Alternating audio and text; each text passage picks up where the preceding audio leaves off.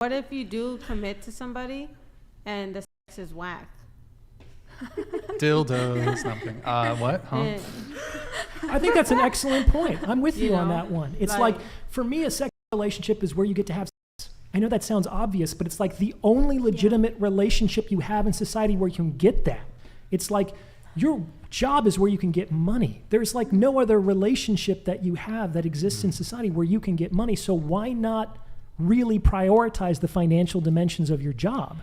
It's like everything else that you can get from a marriage, you can get outside of a sexual relationship except sex. Like you can get partnership, you can get commitment, you can get loyalty, you can get support, you can even get children.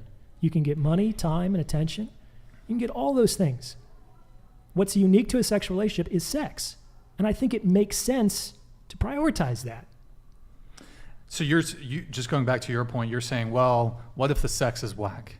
Yeah, what's wrong with giving it a test drive before you commit? You know what I mean? Nothing wrong. Well, one thing I would point out is for you to be bad in bed as a woman, you have to severely be fucking up in some way. Like, it's like, I just can't imagine. It happens. It happens. I've been told stories. It's so it's so easy to be good in bed. But maybe that's because most men just are really stoked to be there. I think most men, if they're getting like some pussy, they're fuck yeah. But I think there's a higher performance burden on men, sexually speaking, than women. But I think you can find out, before you actually have sex, you can find out if you have sexual chemistry. It's not just the actual genitals involved.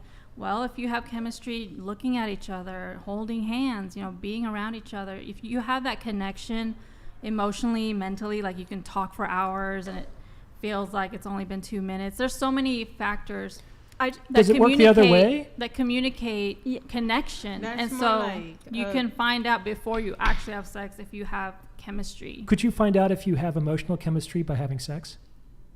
Yeah. So wait, what? What you're saying is that you can kind of find out that you have sexual chemistry without having sex, which I'm dubious about. So you can. If it's like just had sex not with a that woman, great. could I know if we had like communication chemistry? You find out before you have sex. No, I'm saying in my hypothetical situation. No, you find out if you have communication chemistry before by communicating, you have sex. right? Correct. Yeah. So you find out if you have sexual chemistry by having sex. So why can't you find out if you have chemistry from communication? Which, if you have chemistry there, it's not the same thing.